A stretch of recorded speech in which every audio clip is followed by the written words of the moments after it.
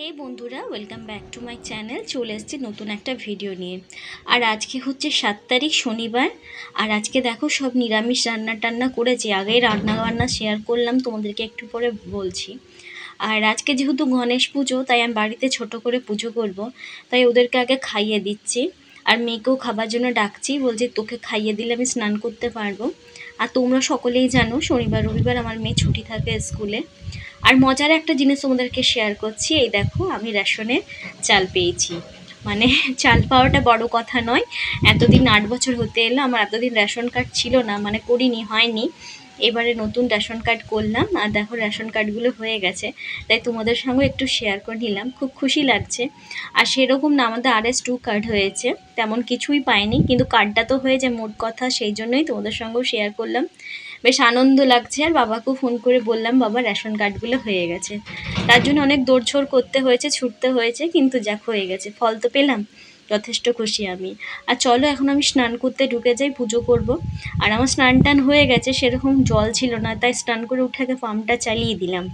আর আমি ছোট্ট করে ঘরে গণেশ পুজো করবো, সেটাই তোমাদের সঙ্গে শেয়ার করছি, তোমরা সঙ্গে থেকো।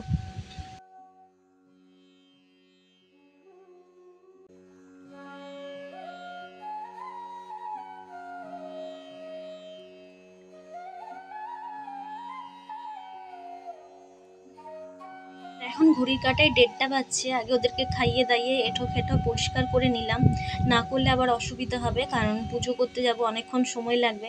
তাই ওদেরকে খাইয়ে দিলাম, না আর শান্তিভাবে এবার পুজোটা করতে পারবো। এবার চলে এলাম ধূপ তুলতে বাগানের মধ্যে। ফুলটা সকালেই তুলে রেখেছি, আর বাজারেও গেছিলাম, ফুল নিয়ে এসেছি, কিন্তু এবার ধূপটা আর বেলপাতাগুলো তুলে নেব, তাই বাগানে চলে এসেছি। আর মেয়েকেও বললাম ঘুমোতে, কিন্তু ও তো এখন ঘুমোবে না, জেগে আছে, আমার সঙ্গে হাতে হাতে করবে নাকি পুজো। তো ওকেও ছোটোখাটো আমার সঙ্গে কাজ করবে, চলো। আর বরকে খেয়ে নিয়েছে, ও ঘুমিয়ে পড়েছে। এবার আমি নিজে শান্তি মনে পুজোটা করতে পারবো। আর আমি পুজো করি এই কারণেই, আমার মেয়ে বুধবারে হয়েছিল, তখন থেকেই ভেবেছিলাম বুধবারে যেহেতু হয়েছে গণেশেরও জন্মবার, আমরা তাই ভেবেছি কি মেয়ের এবারে প্রত্যেক বছর এই গণেশ পুজোটা ঘরে ছোট করে করব। আর আগের বছর এই ঘরে প্রথম এসেছিলাম, মানে এই ঘরে ভাড়া এসেছিলাম, সে গণেশ পুজো ছিল 19 তারিখ, আমার মনে আছে। সেদিনকে গণেশ পুজো পড়েছিল, সেদিনকে যেহেতু নতুন ঘরে ঢুকলে একটু পুজো করতে হয়, তাই পুরোহিত দিয়ে পুজো করেছিলাম। আর সবসময় তো হয়ে ওঠে না, টাকা পয়সারও ব্যাপার থাকে, তাই নিজেই গণেশ পুজোটা করলাম। আর আমিই মূলত ঘরে গণেশ পুজোটা করি। আর এই দেখো মেয়েকেও কাজ করাচ্ছি, কিন্তু ওকে বললাম, বাবা ঠাকুরকে প্রসাদ দেবো, ফুল সাজাবো, ফল সাজাবো, তো ওখান থেকে ছোটো থালা আর প্লেট বের করে দাও। সেই আমার এখন মেয়ে বের করে দিচ্ছে। আর এই দেখো আমি একটু একটু করে ঠাকুরের সব জিনিস সাজিয়ে নিচ্ছি। আর মেয়ের খুব ইচ্ছে ছিল, মা ঠাকুরকে ড্র্যাগন ফল দেবো। আর এই প্রথম আমার বাড়িতে ড্র্যাগন ফল এলো, পরে বলছি ড্রাগন ফলের গল্প তোমাদেরকে। এখন আমি সাজিয়ে নিচ্ছি, ঠাকুরের সব জোগাড়যন্ত্রী করে নিচ্ছি। আর দেখো ফল টল আমার সাজানো হয়ে গেছে। এবারে যে ফুলগুলো বাগান থেকে তুলে নিয়ে এসেছিলাম আর বাইরে থেকে, সেগুলো এক এক করে সাজিয়ে নিই। চলো সব কিছু সাজিয়ে নিই, তারপরে পুজোটা করে নিই, তারপর তো তোমার আবার কথা বলছি।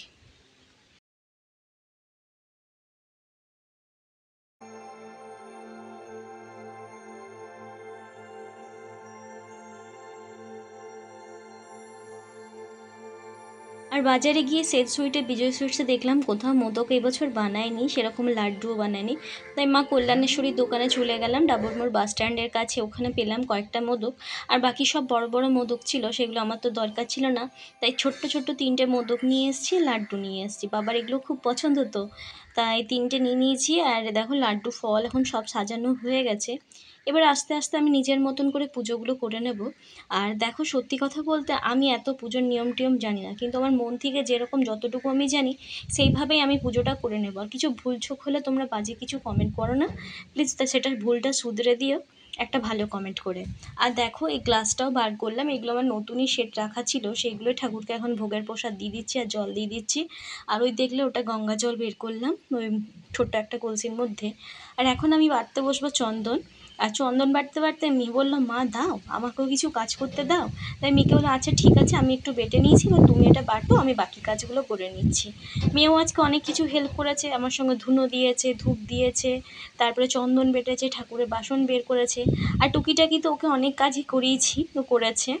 আর পুজো করতে করতে আমার 4টে বেজে গেছিলো।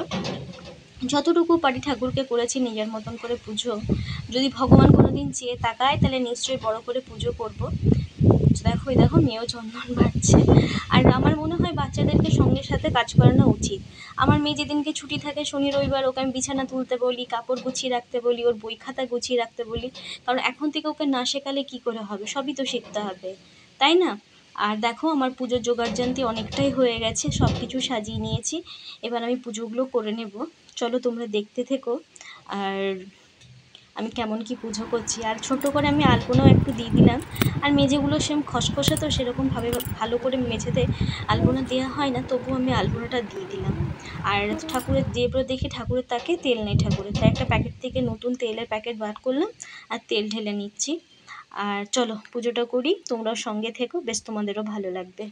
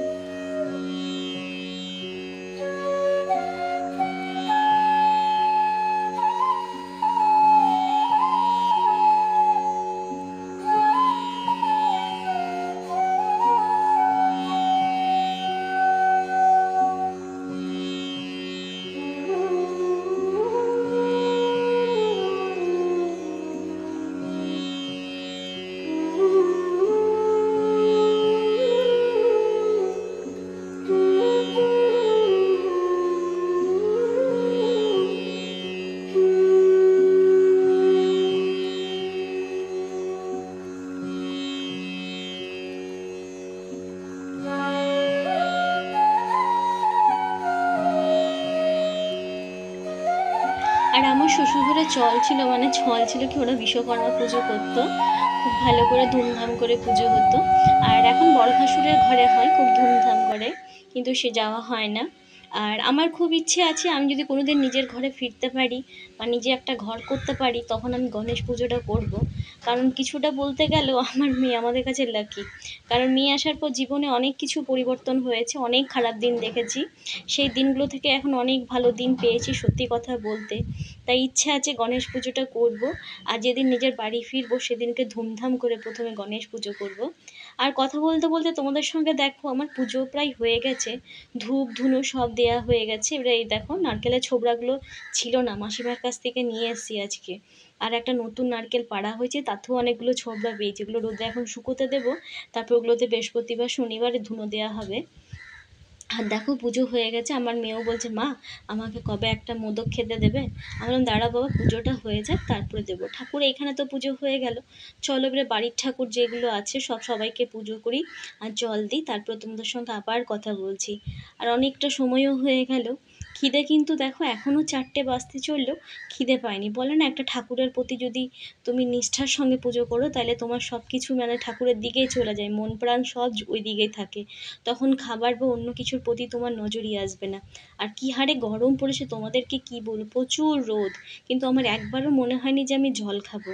দেখো পুজোটা করে নিই, আর পুজোটা হয়ে গেছে, ধুনোটাও দিয়ে দেবো। আর এই ছোবড়াগুলোতে খুব সুন্দর চট করে কিন্তু ধুনো দিলে ধরে যায়। আর দেখো